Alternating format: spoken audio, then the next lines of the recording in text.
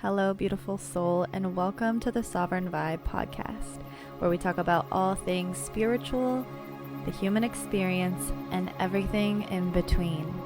I'm your host, Renee Louise, and we will be sharing personal stories on the healing journey, how to overcome trauma of all kinds, and then thusly how to feel more confident as a starseed and empath, aka the sensitive, beautiful soul that you are. Let's begin today's episode. Hello, everyone. Welcome back or to the podcast. My name is Renee Louise. I'm so excited to be back. It's been a minute since I've been guided to make anything. There is a lot been happening with me, I'm sure with you. So this episode is a little bit of just an update personally and letting you know what to expect in the future on this podcast, what's coming forward, what guidance I have had, moving with it, flowing with it, all my other offerings and other things like that too. So kicking things off, I took a break from kind of bringing in the podcast, bringing in people to interview, sharing stories, because a lot was shifting with me. And I believe the last episode I did was in November, December, I think. But kind of long story short, I have a background in hairstyling. I was a hairstylist for 10 years, got into Reiki, learned to do Reiki 10 years ago now, and brought that to my clients. And within 2019, I was guided to step in and create my business of what it is now. It used to be called Arcturius 8. It is now Sovereign Vibrations. And I started with tarot readings and also started bringing in energy healing to the salon, to my clients, to other people in the salon. And then when 2020 hit, I was guided to step away from the salon because a lot was happening within me, again, like with all of us during that time.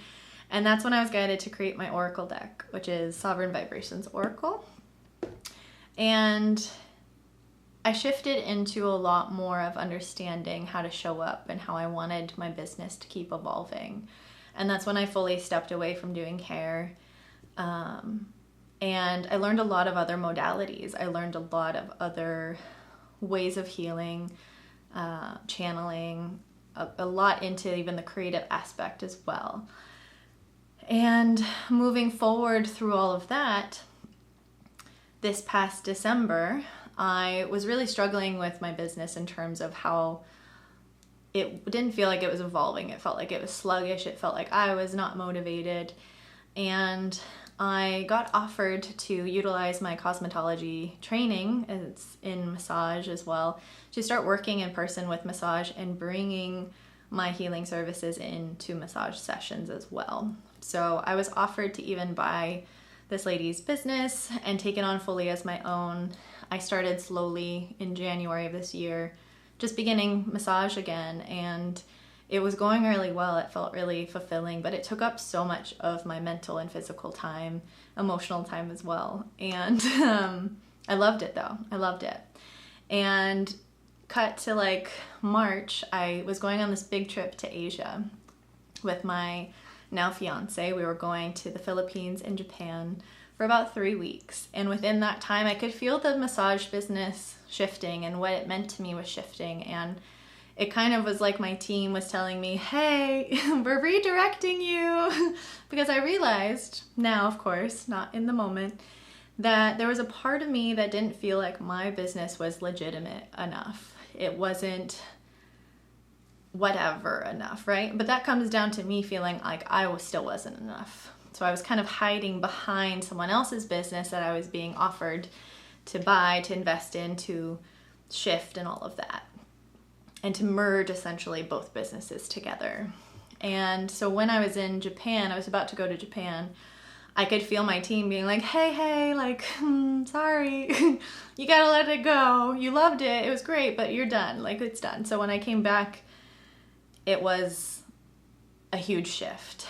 And I still kind of ignored that information because yeah, we get intuitive hits, but sometimes it's really hard for our ego or ourselves to be like fully trusting of it, right? I still struggle with that. I am so human still. So it took about a couple more weeks of me trying to hold on to this possibility of keeping the business and making it my own, to the point where then I had to fully step out, to the point where I was having panic attacks and just my body was like, hey, this is not it. This is not the way. This is not right for you. Stop trying to push it and make it work. So that's what I did. I had to fully step away. I believe it was in May. And I grieved it. I grieved what I thought was going to be possible, because a lot of other things became huge opportunities. And even in terms of like, I almost bought a house and all these other things, I had to step away from that. Like massive things that also are like what society's standards of success look like. And then having everyone around me be so happy for me and all these huge milestones being hit. And like, then I had to step away from it and realize too, like there was a part of me that was sad for all the times that I've hit other milestones that are not as big as society standards of success, and no one celebrated it. Like I had to celebrate it for myself, right? Which is not trying to say like poor me, but it was just this juxtaposition of like knowing I needed to step away from these successful potentialities and yet still knowing it wasn't the right thing for me, and being okay with that, and knowing other abundance or success is coming in my own way for me at the right time, right? So I took a while to process that, to sit with it, to then reorientate back into my business fully, because that's also why from January to May, maybe April, May, I hadn't been posting even on my YouTube. I hadn't been doing anything on Instagram. I hadn't been creating any of my usual creations or channeling. So that was also a sign looking back, like, oh, that wasn't really fully in alignment. But again, I learned so much. So I don't regret anything at all. And then jump to, I'm already losing the timeline in my brain. And I didn't take any notes, so sorry if I'm hopping around. I believe it was August, so May. The summertime, I really just took it easy. There was a lot of other grief coming up, which I talked about in the last episode about sudden transformation. It was also the year anniversary of all of that. And if you didn't listen to that episode, basically within a 3-week period, I lost my soon-to-be father-in-law, and then my cat passed away, and then I moved all within 3 weeks. So it was, and still kind of is, grief, as you may very well know, is an ongoing process. It's an ongoing journey. And so when it became the year anniversary in like June, July, I really had to sit back again and just feel all the things, and it was a difficult time. I think anniversaries, our bodies remember trauma or anything, right? So it was also just me trying to honor that and not hide from it or disassociate. Even though sometimes that's good to let ourselves have those survival mechanisms, right? So jump to August. I felt really guided to invest into myself even more in terms of some deep healing work. I worked with a friend of mine who I'm actually called to bring onto this podcast. I'm not sure when she'll be on here. She has agreed to it. She is just such a light and has so much beautifulness to share. But she got trained in what's called RTT, which is a hypnotherapy healing modality. I'm not the best at describing RTT, but we did a trade of our services, and within the first week of doing that, I then was called to work with my Reiki teacher friend to have a session. And within that week, I then realized like I was being called back to Reiki. And when I first learned Reiki 10 years ago, my teacher at the time told me Reiki was like energetic putty, that it just goes in and fills you up with light, but it doesn't really work so deep. It's not this high-powered thing. And so when I was working with her, she actually gave me to some other mentor because I was going through a really dark time, which is another story. back in 2014, 2015. And so my definition of Reiki was just still that. I had not worked with it more than just sending Reiki, intending for it to work. And my friend, who is a beautiful sound healer, practitioner, Reiki trainer, like I was called to work with her. And when I did the Holy Fire Reiki with her as a session, it was like Reiki I've never seen before. It was mind-blowing. It was also interesting because I was in Kyoto, Japan, where Reiki was created or conceptualized or whatever you want to call it. And that place in Japan, I had the biggest emotional response. And to see it now, like, it makes sense because I felt like there was a remembrance happening with Holy Fire Reiki. And it was so much more powerful than I had ever experienced in the time of, learning 10 years ago. And I only went up to level 1 and 2.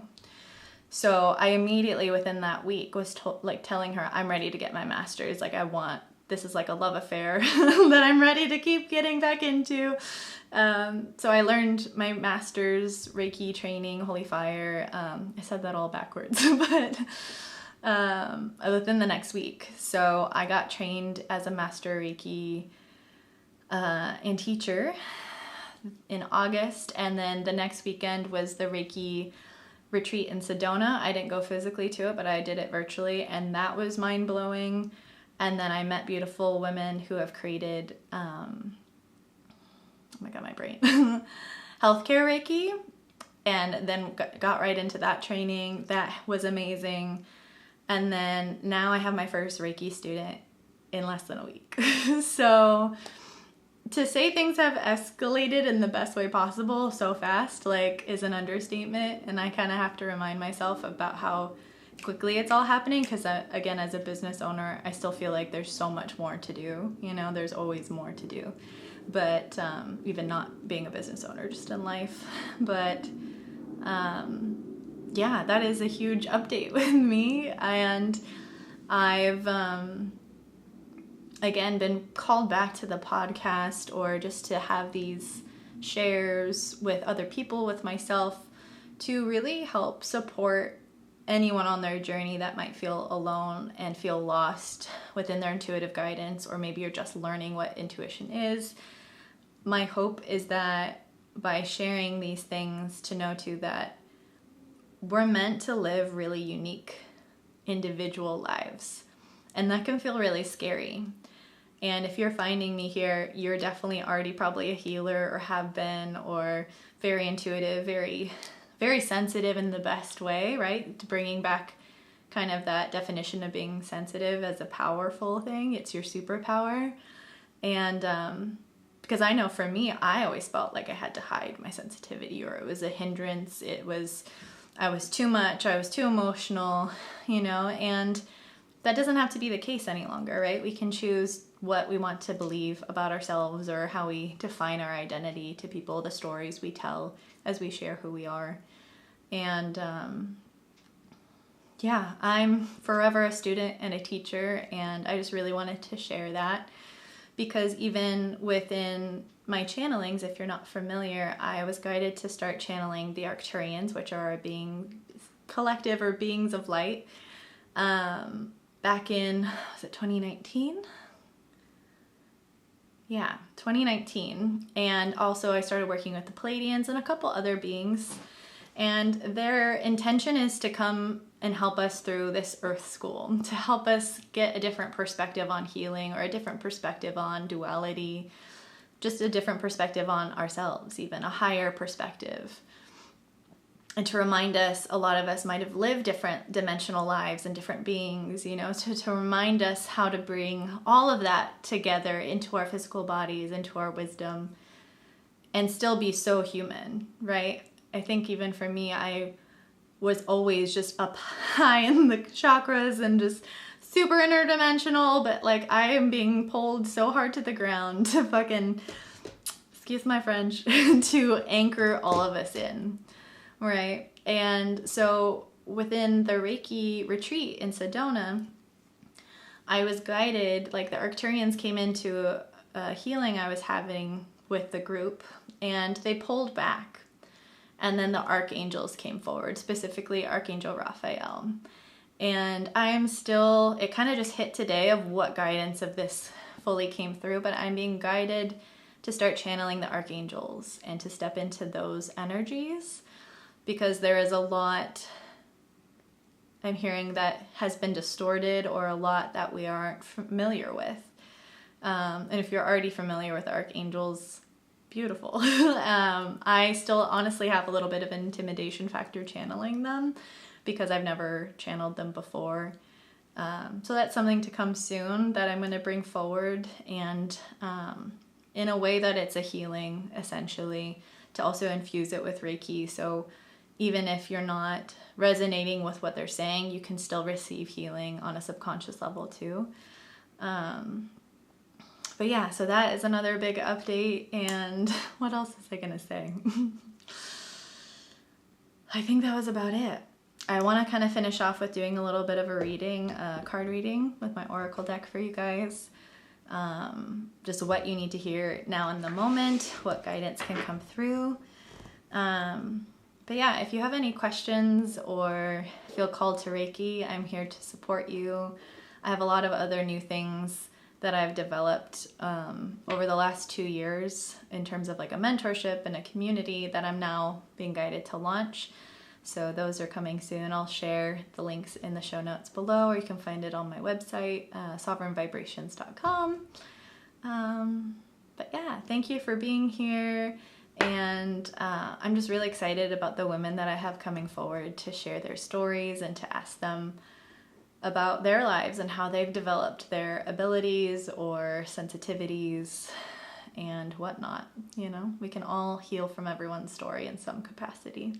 So let's see what cards are meant to come through to help support our highest good in this now moment, what support we need. What do we need to know? Oh, okay. Oh, she landed right on my little armrest there. We got the star, soul star chakra. I love the purpley vibes of this card. Oh, so I'm hearing there's a higher connection we're accessing. A new way of connecting with ourselves, seeing ourselves. You might be seeing yourself from a whole new perspective. Ooh, interesting. So we have the sensitivity being heightened right now. The affirmation for the soul star chakra is, I merge deeper within my higher self and divine nature of being. I'm grounded in sovereign love and connection. So if you are watching on YouTube, the video, you can see the card here.